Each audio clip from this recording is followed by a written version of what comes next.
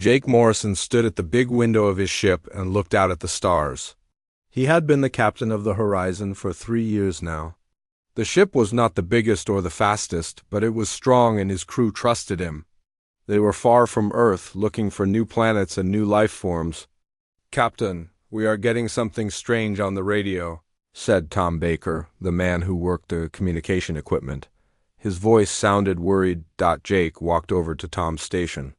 The sounds coming from the speakers were not like anything he had heard before. It was not the usual space noise. This was different. It sounded like music, but sad music. Like someone was crying. "How long have we been getting this signal?" Jake asked. "About 10 minutes. It is coming from that direction." Tom pointed to the right side of the ship. "About 2 hours away if we go full speed." Jake thought about it. They were supposed to be mapping this area of space and looking for minerals, but this signal was clearly from someone who needed help. Jake had always believed that helping others was the right thing to do, even if it meant changing his plans. "Set course for the signal," Jake ordered, "and wake up the whole crew. Tell them we might have found something important." The ship turned and started moving toward the signal. As they got closer, the sounds got stronger. Dr. Lisa Park, the ship's scientist, came to the bridge. She was a small woman with brown hair and smart eyes. She had studied many different forms of life. "Captain, I have been listening to the signal," she said. "This is not random noise. There is a pattern to it. I think someone is trying to talk to us." Jake nodded. "Can you understand what they are saying?" "Not yet, but I am working on it. The pattern is very complex. Whoever is sending this is very smart." 2 hours later, they found the source of the signal. Jake stared at what he saw and could not believe his eyes. There was a ship floating in space, but it was unlike any ship he had ever seen. It was huge, maybe 10 times bigger than the Horizon. The metal it was made from seemed to be alive. It had patterns of light that moved across its surface like waves on water. "My God," whispered Tom. "What is that thing?" "I do not know," Jake said, "but someone built it." "Lisa, are you getting any life signs from inside?" Dr. Park looked at her instruments. "Yes, but very weak. Just one. Captain, whatever is on that ship is dying." Jake did not hesitate. "Get ready to board. Tom, try to contact them. Let them know we want to help." The boarding party was small. Jake, Dr. Park, and 2 security officers named Bill and Sam. They put on their spacesuits and took a small shuttle over to the alien ship. As they got closer, Jake could see that the ship was damaged. There were holes in its side and some of the lights were not working. They found an opening and went inside. The air was breathable, which surprised them. The inside of the ship was as strange as the outside. The walls seemed to be made of crystal, and they glowed with soft light. There were no straight lines anywhere. Everything was curved and flowing. "This way," Dr. Park said, following her scanner. "The life sign is coming from the center of the ship." They walked through long hallways that twisted and turned. Jake felt like he was walking through a living being rather than a machine. The walls pulsed gently, like a heartbeat. Finally, they reached a large room in the center of the ship. In the middle of the room was a pool of what looked like liquid light. Floating in the pool was a figure that took Jake's breath away. She was beautiful, but not in any human way. Her body seemed to be made of crystal, but crystal that moved and flowed like water. Light moved through her like blood through veins. Her face was almost human, but her eyes were large and filled with a blue light that seemed to hold all the sadness in the universe. "She is dying," Dr. Park said quietly. "Whatever she is running out of energy." Jake walked closer to the pool. The being's eyes opened and looked at him. For a moment, he felt like she was looking into his soul. Then she tried to speak. The sounds that came from her were like music, but Jake could not understand them. Dr. Park was already working with her equipment. "Give me a few minutes. I think I can set up a translation system." While they waited, Jake kept looking at the alien woman. Even though she was completely different from any human, he could see that she was intelligent and that she was in pain. Something about her made him want to help her, to protect her. "Got it," Dr. Park said suddenly. She had connected her computer to the ship's systems. Try talking to her now.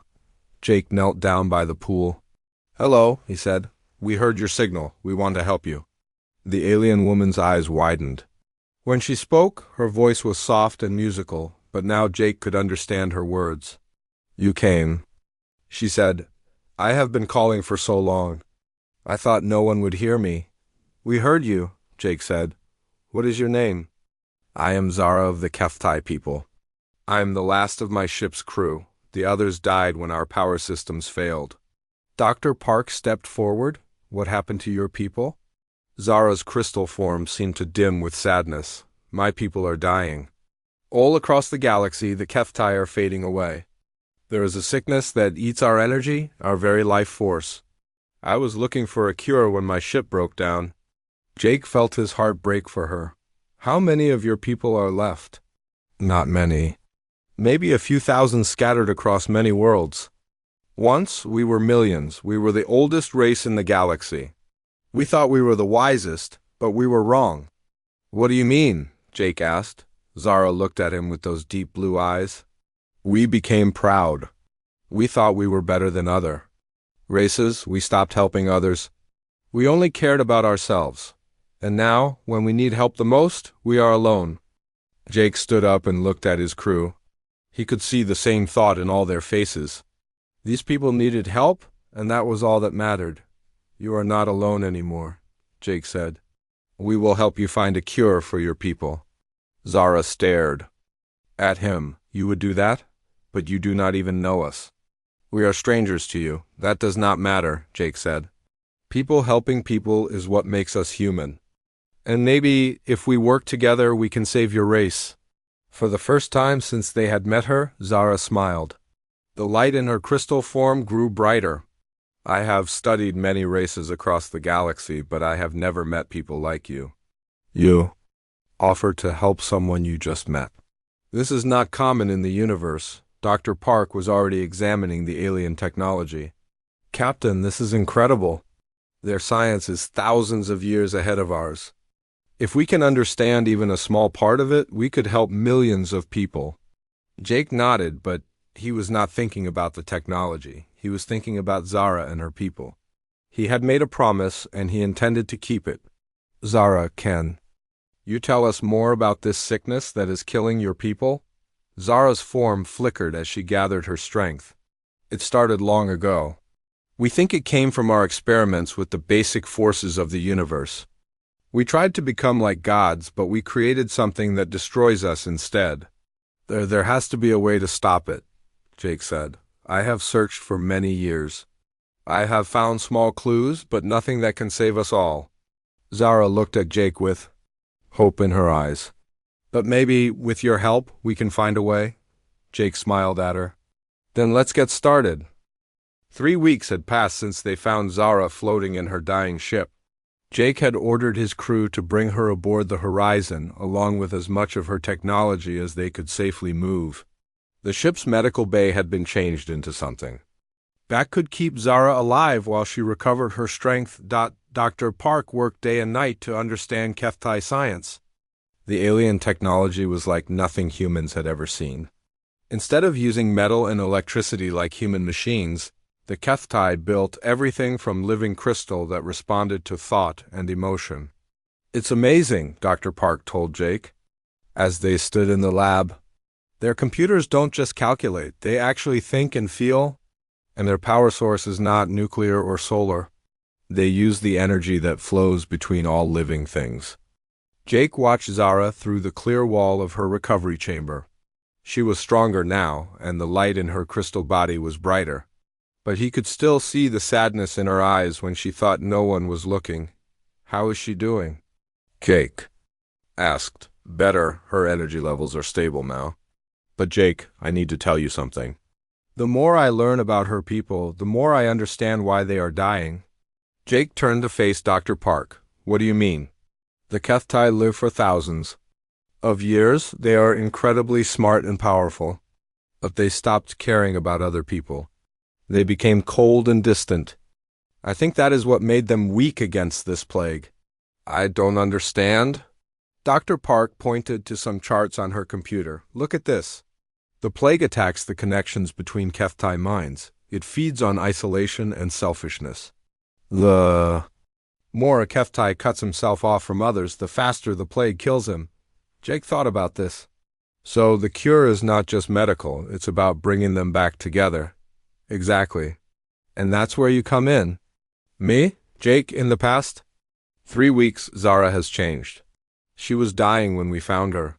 Now she's getting stronger every day. The only difference is that she is spending time with you and the crew. Jake felt his face get warm. It was true that he had been spending a lot of time with Zara. At first, it was just to help her understand human ways and to learn about her people, but it had become something more. He enjoyed talking with her. She was smart and funny, and she had a way of looking at things that made him think in new ways. "Captain Morrison, please come to the lab," came Tom's voice over the ship's communication system. Jake and Dr. Park hurried to the main lab. Zara was there, floating in a tank of special liquid that helped her stay strong. She looked excited. "Jake," she said, "I have been working with your Dr. Park on the translation system. I think I can show you something important." The wall in front of them lit up with images. Jake saw planets and stars, but they were not like any he had seen before. These places were filled with light and beauty. "This is how the galaxy looked when my people were young," Zara explained. "We were explorers then, like you. We traveled everywhere, helping other races, learning from them, sharing our knowledge. The images changed. Now Jake saw great cities made of crystal and light. He saw Kethtai working together, creating art and music and science that was beyond human understanding. "We were happy then," Zara said softly. "We cared about each other and about all life in the galaxy. What happened?" Jake asked. The images changed again. Now they showed the Kethtai becoming more isolated. Their cities grew bigger but emptier. The Kethtai stopped visiting other worlds. They stopped helping other races. "We became afraid," Zara said. "We had so much power that we thought others would try to take it from us. So we closed ourselves off. We decided that we were better than everyone else and that we did not need anyone." Jake watched as the images showed the Kethtai becoming more and more alone. Their beautiful cities became cold and silent. The light in their crystal bodies grew dimmer, and then the plague came, Zara continued. "It started small, but it spread quickly. By the time we realized what was happening, it was too late. We had forgotten how to work together. We had forgotten how to help each other." Dr. Park was taking notes on everything. "Zara, do you think this plague was created by your people's isolation?" "I believe so. When we stopped caring about others, we created an empty space in ourselves. The plague filled that space with darkness." Jake felt a chill run down his back. "How many of your people are left?" "When I left to search for a cure, there were perhaps 3,000 Kethtai still alive. But they are scattered across the galaxy, hiding on different worlds. Most of them do not even know about the others." "We have to bring them together," Jake said. Zara looked at him with surprise. "That would be very dangerous. The plague spreads faster when Kethtai are close to each other." "But you said the cure is connection.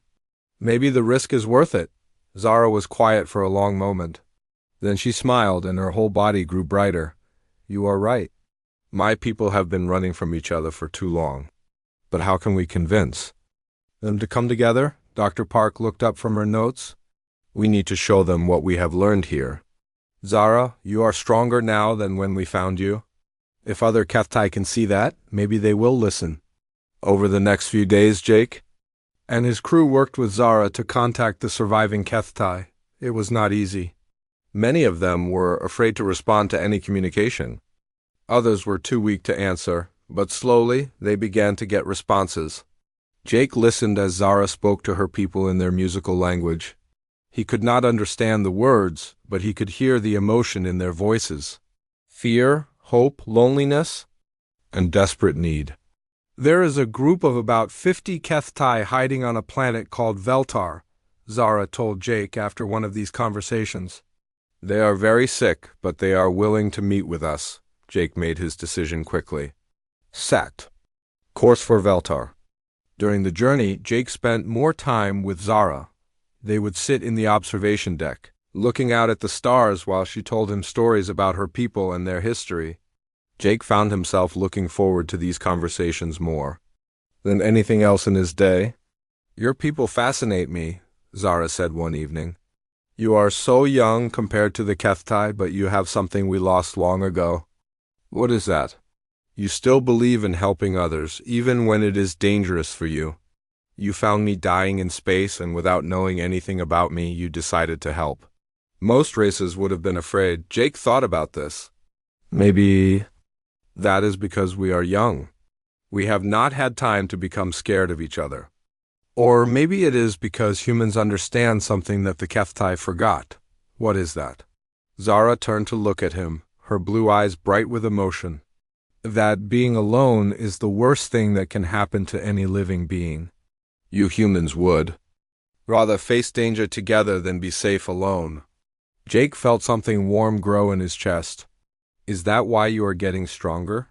Because you are not alone anymore?" "Yes, but it is more than that." Zara's crystal form flickered with soft light. "Jake, I need to tell you something. In all my years of studying other races, I have never met anyone like you. You make me want to be better than I am." Jake reached out and almost touched the wall of her containment unit, then stopped. "I feel the same way about you, Zara. You make me see the universe in a different way." They looked at each other in silence. Jake realized that something had changed between them. It was not just friendship anymore. Despite the fact that they were completely different species, he was starting to care about Zara in a way he had never cared about anyone before. "Captain," came Tom's voice over the intercom, "we are approaching Veltar. You need to see this." Jake and Zara hurried to the bridge. On the main screen, they could see a planet that was dark and lifeless. But as they got closer, they saw small points of light scattered across the surface. "Those are the Kethtai," Zara whispered. "My people are down there, waiting for us." Jake put his hand on her shoulder. "We will help them, all of them." Zara looked at him with eyes full of hope and something else. Something that made Jake's heart beat faster. "Thank you," she said quietly, "for everything." The planet Veltar was cold and gray when they landed. Jake walked beside Zara as they made their way toward the caves where the Kethtai survivors were hiding. Dr. Park and 2 other crew members followed behind them, carrying medical equipment. "And supplies? Are you sure they will trust us?" Jake asked Zara. "I hope so. But my people have been hiding for so long that they are afraid of everything, even help." The caves were deep in the side of a mountain. As they went deeper, Jake could see a faint glow coming from ahead. When they reached the main chamber, he stopped and stared. 50 Kethtai were scattered around the cave, but they looked nothing like Zara. Their crystal bodies were dim and cracked. Some of them could barely move. The light that should have flowed through them was weak and flickering. "My people," Zara whispered sadly, "look what we have become." An older Kethtai approached them. His body was more cracked than the others, and his voice was barely a whisper. "Zara, you came back. But who are these creatures with you?" "These are humans, Elder Kale. They found me dying in space and saved my life. They want to help all of us." Elder Kale looked at Jake with suspicious eyes. "Humans? I have never heard of this race. Why would they help us?" Jake stepped forward. "Because it is the right thing to do. We believe that all life is valuable." The elder made a sound that might have been laughter, but it was bitter. "Young alien, you do not understand. We are dying because we deserve to die. We turned our backs on the galaxy. We became selfish and cruel. This plague is our punishment." "No," Jake said firmly. "No one deserves to die like this. Everyone deserves a chance to change, to become better." For the next few hours, Dr. Park examined the sick Kethtai. Jake watched as she worked, and he could see the worry in her eyes. When she was done, she pulled him aside. "Jake, it's worse than I thought. The plague is not just making them sick. It's making them lose hope. They want to die. There has to be something we can do." "Maybe. I've been studying the samples we took from Zara's ship. I think I understand how the plague works now. It attacks the connections between Kethtai minds. But I also found something else." Dr. Park showed Jake her computer screen. Look at this. Human DNA has something unique. We have genetic markers that seem to be immune to the plague. If we could somehow combine human genetics with HFY technology, we might be able to create a cure. Jake felt hope rise in his chest. How do we do that? That's the problem. The process would require someone to act as a bridge between human and HFY biology. The person would have to be changed at a fundamental level. They would become something new, something that is part human and part HFY. What would happen to them? Dr. Park looked down at her hands. I don't know. They might not be human anymore. They might not even be the same person. Jake thought about this for a long moment. Then he looked at the dying HFY around him. How many people could we save? If it works? All of them, every HFY in the galaxy. Then we have to try. Jake, you don't understand. The person who does this might die. Or worse, they might survive but lose everything that makes them who they are.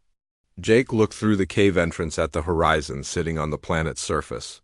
His crew was waiting for him. They trusted him to make the right decision. Then he looked at Zara, who was trying to comfort the sick HFY. I'll do it, he said quietly. Dr. Park grabbed his arm. Jake, no, we can find another way. There is no other way, and you know it. These people are dying. If I can save them, I have to try. But what about your crew? What about Zara? Jake looked at Zara again. She was holding the hand of a young HFY who was barely alive. The light in her own body was dimming as she shared her energy with the sick one. She would do the same thing if she could, Jake said. This is what humans do. We help others. Even when it costs us everything? Dr. Park wiped tears from her eyes. I'll need time to prepare. Maybe a week to get everything ready. Then let's get started. That night, Jake sat with Zara in the cave. Most of the HFY were resting, but their sleep was troubled. Jake could hear them making soft sounds of pain. You are very quiet tonight, Zara said. Jake did not know how to tell her what he had decided. I've been thinking about your people, about what we can do to help them. Dr. Park says she has some ideas. Yes, she thinks she can create a cure. Zara's eyes brightened. Really? That is wonderful news. Jake looked at her beautiful face, knowing that this might be one of the last times he would see her as himself. Zara, I need to tell you something. What is it? The cure requires a sacrifice. Someone has to volunteer to be changed. They have to become something that is part human and part HFY. Zara stared at him. That sounds very dangerous. It is the person might not survive? Or they might survive but be completely different. Then we cannot ask anyone to do such a thing. Jake took her hand. Her crystal skin was warm and smooth. I'm going to do it. Zara pulled her hand away. No, absolutely not. Zara, listen to me. No, you listen to me. Zara's voice was louder now, and some of the sleeping HFY stirred. I will not let you destroy yourself to save my people. It's not just about your people. It's about doing what is right. What is right is for you to live. What is right is for you to go back to your ship and your crew and forget about us. Jake stood up. I can't do that. I won't do that. Zara rose to face him. Why? Why are you so willing to die for people you barely know? Because that's what love is, Jake said simply. Love is putting someone else's needs before your own. Love is being willing to sacrifice yourself so that others can live. Zara was quiet for a long moment. You love my people that much? Jake looked into her eyes. I love you that much. The words hung in the air between them. Zara's crystal form flickered with emotion. Jake, she started to say, then stopped. If you do this thing, you might not be you anymore. You might not remember me. You might not remember what it feels like to be human. I know. Then how can you ask me to watch you destroy yourself? Jake reached out and touched her face. Because sometimes love means letting go of what you want so that others can have what they need. Zara closed her eyes. I have lived for thousands of years. I have seen empires rise and fall. I have watched stars being born and dying. But I have never met anyone like you. And I have never met anyone like you. Your people are amazing, Zara said. You are willing to give up everything for strangers. No wonder the plague cannot touch you. You are too full of love for darkness to find a place to hide. The next morning, Dr. Park began preparing for the procedure. Jake's crew tried to talk him out of it. Tom Baker argued with him for an hour. Bill and Sam, the security officers, offered to take his place. Even the ship's engineer, a quiet man named Pete, came to beg Jake to reconsider. Captain, Tom said, we need you. The crew needs you. The crew needs to learn that some things are more important than one person's life, Jake replied. Even mine. Dr. Park worked around the clock to prepare the equipment. She combined human medical technology with HFY crystal systems. The result was something that looked like a mixture of science and magic. Are you ready? She asked Jake. On the morning of the procedure, Jake looked at Zara, who was standing nearby. She had not spoken to him since their conversation in the cave. Her crystal form was dim with sadness. I'm ready, he said. Jake lay down on the table. Dr. Park attached wires and sensors to his body. The HFY crystal technology began to glow around him. Jake, Zara said suddenly, if this works, if you survive, promise me something. What? Promise me you will not forget who you are. Promise me you will not forget that you are human. Jake smiled at her. I promise, the procedure began. Jake felt the change starting in his cells, spreading through his body like warm light. He could feel his consciousness expanding, touching the minds of HFY across the galaxy. The pain was intense, but so was the joy of knowing that he was saving lives. As the transformation continued, Jake held on to one thought, his love for Zara and his promise to remain human, no matter what he became. Jake opened his eyes and everything was different. The world looked brighter, but also stranger. He could see colors that had no names. He could hear sounds from across the galaxy. Most frightening of all, he could feel the minds of thousands of HFY calling to him, Jake, can you hear me? Dr. Park's voice sounded far away, even though she was standing right next to him. Jake tried to speak, but the words came out wrong. They sounded more like the musical language of the HFY than human speech. He tried again and managed to say, I can hear you, but his voice was different too. It was deeper and had a strange echo, as if two people were speaking at the same time. Dr. Park checked her instruments. The procedure worked. Your body is producing the cure. I can detect it in your blood, and it's already spreading through the quantum field that connects all HFY. Jake sat up slowly. His body felt strange, like it was made of both flesh and crystal. When he looked at his hands, he could see veins of light running under his skin. He was still human in shape, but he was something more now. How do you feel? Zara asked. She had been silent during the whole procedure, watching with fear in her eyes. Jake looked at her and felt a moment of confusion. He knew her, but she seemed different somehow. Smaller, less important than the thousands of voices calling to him from across space. I feel connected, he said. I can feel every HFY in the galaxy. They are getting stronger. The cure is working. Zara smiled, but Jake could see that she was worried. That is wonderful news. Over the next few days, the change in Jake became more obvious. The HFY in the cave were getting better quickly. Their crystal bodies were growing brighter, and the cracks were healing. Elder Kale, who had been barely alive when they arrived, was now strong enough to walk around and help the others, but Jake was changing too, and not just physically. He spent most of his time sitting quietly, his eyes closed, communicating with HFY across the galaxy. When his crew members tried to talk to him, he would answer their questions, but his responses were cold and logical. The warmth and humor that had made him a good captain seemed to be fading away. Captain, Tom Baker said one morning, we need to talk about our next mission. There are other groups of HFY that need help. Jake opened his eyes and looked at Tom, but it was like he was looking through him rather than at him. Yes, there are 17 groups of survivors in this sector. Alone, we will need to visit each one and distribute the cure. Okay, but sir, you sound different. Are you feeling all right? I am functioning within normal parameters, Jake said. Why do you ask? Tom exchanged a worried look with Dr. Park. Sir, you just said you were functioning within normal parameters. You never talk like that. Jake frowned, as if he was trying to remember something. I am sorry. I meant to say that I am fine. But he was not fine, and everyone could see it. Jake Morrison, the captain who had always cared more about his crew than about himself, was becoming something cold and distant. He still gave orders and made decisions, but there was no emotion behind them. He was like a computer that looked like their captain. Dr. Park worked frantically to understand what was happening. The connection to the HFY network is stronger than I expected, she explained to Zara. Jake is not just producing the cure. He has become part of their collective consciousness. What does that mean? Zara asked.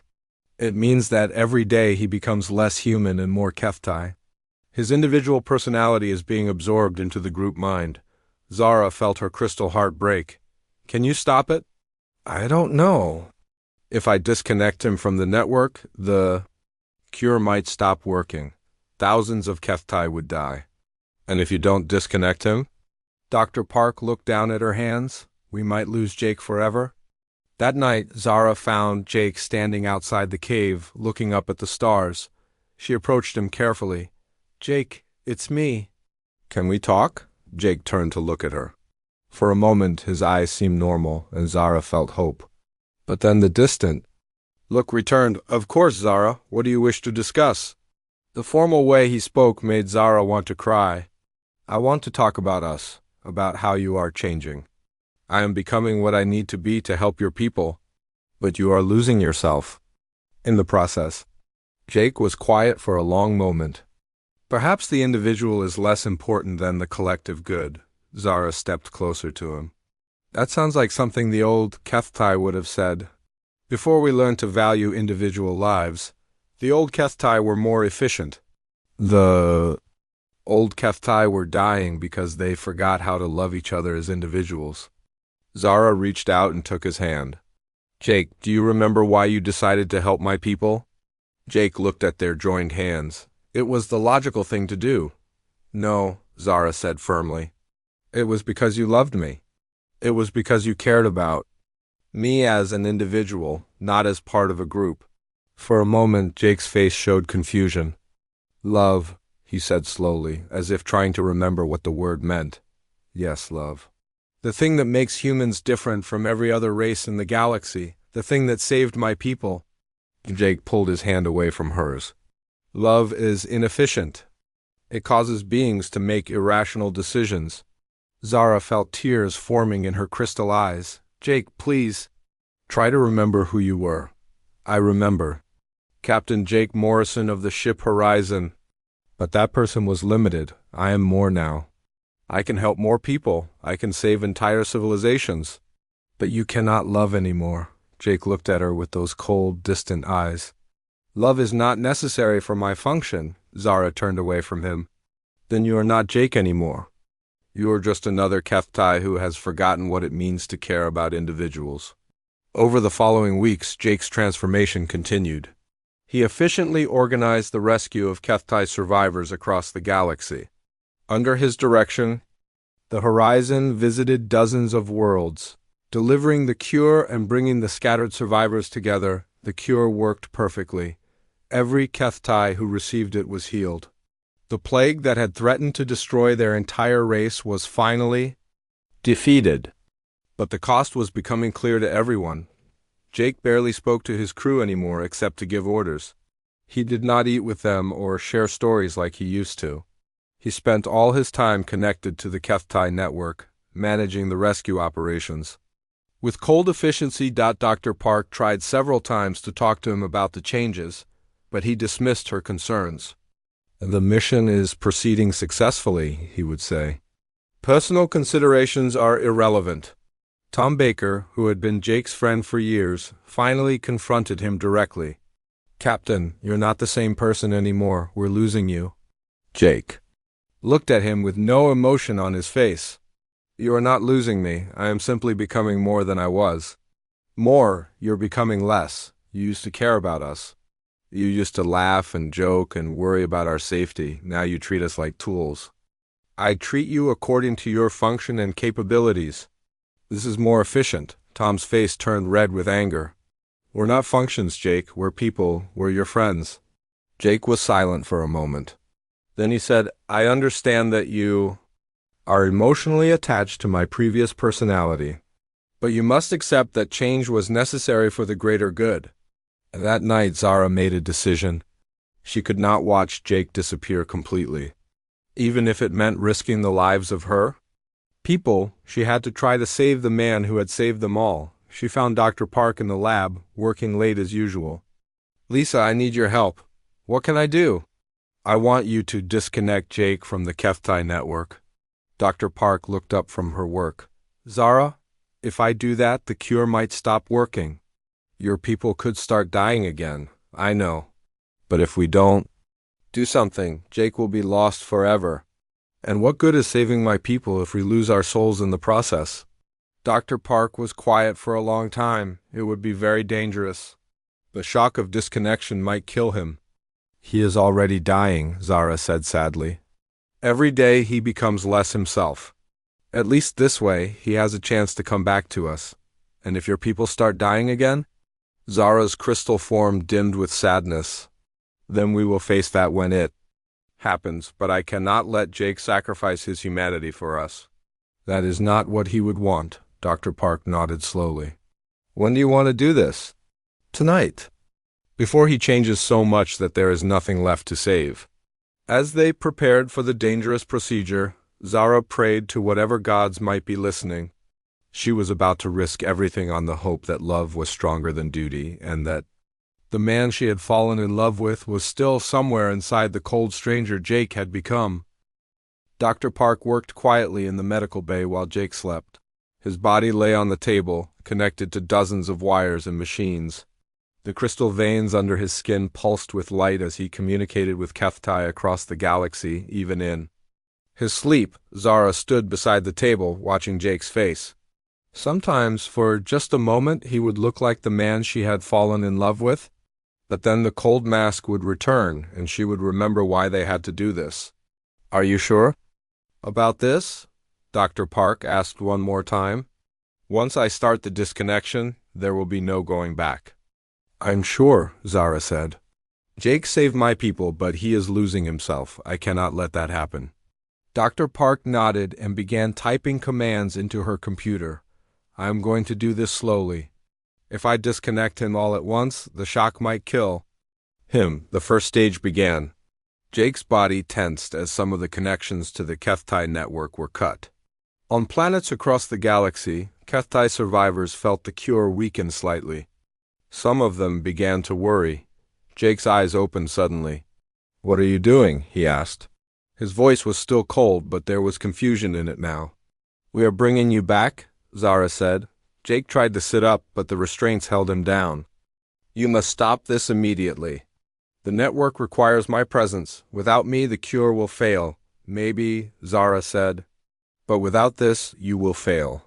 The real you will disappear forever. Jake looked at her with those distant eyes. The real. Me is irrelevant. The mission is what matters. Dr. Park continued the disconnection process. More connections were severed, and Jake's breathing became faster. The light in his crystal veins flickered. Zara, Jake said, and for a moment his voice sounded almost normal. Zara, something is wrong. I feel ... strange. What do you feel? She asked. Jake frowned as if trying to remember something. I feel ... alone. I cannot hear the others anymore. Why can I not hear them? Because you are becoming yourself again. The disconnection continued. Dr. Park watched her instruments carefully. His vital signs are unstable. This is very dangerous. But Zara did not tell her to stop. She held Jake's hand and watched as confusion and fear began to replace the cold certainty in his eyes. I remember something, Jake said suddenly.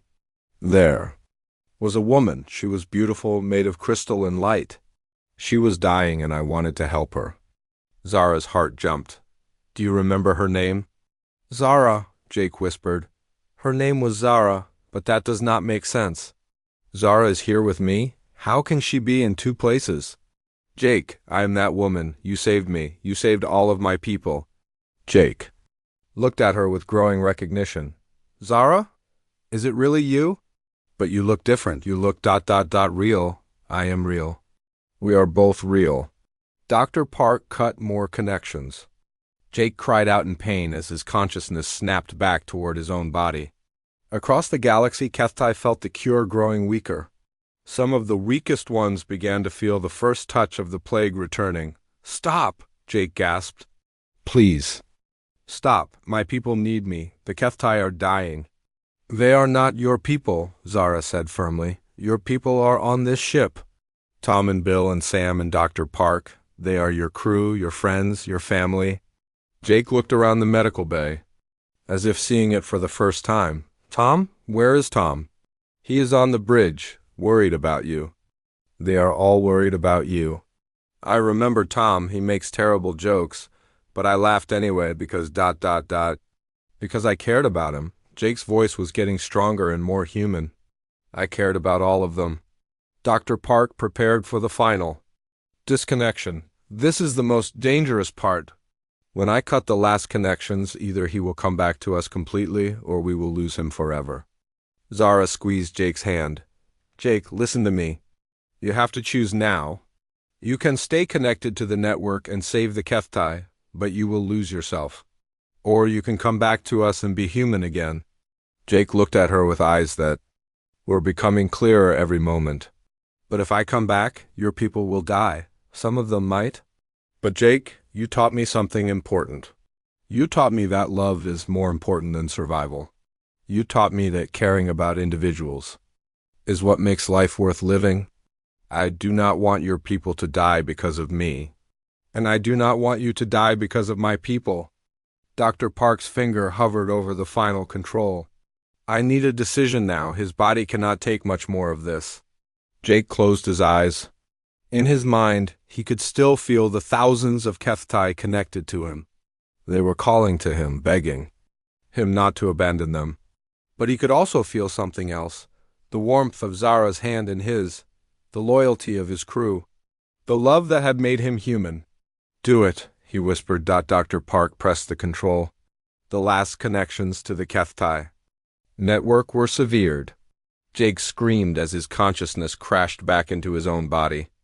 The light in his crystal veins flickered and almost went out. For a moment he was silent and still. Zara was afraid they had lost him. Then Jake opened his eyes, and they were completely human again. Zara? He said, and his voice was warm and confused and wonderful. I am here, she said, tears flowing down her crystal face. I remember everything. The cave, the procedure, the network, but it feels like a dream, like it happened to someone else. It did happen to someone else. It happened to the thing you became, but you are yourself again. Jake sat up slowly. The crystal veins under his skin were still there, but they were dimmer now. What about your people? Are they dying? Dr. Park checked her instruments. Some of the cure is still in your system. It is weaker now, but it is still there. The Kethtai are not dying, but they are not as strong as they were. Jake looked at Zara with concern. I failed them. No, Zara said firmly. You gave them something more important than a perfect cure. You gave them hope. You showed them that love and sacrifice are more powerful than any technology. Over the next few days, Jake slowly recovered his strength. The crystal veins in his body faded but did not disappear completely.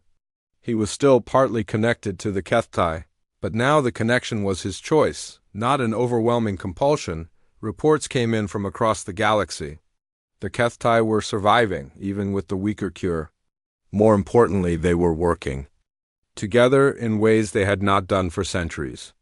Jake's sacrifice had reminded them of their own capacity for love and cooperation.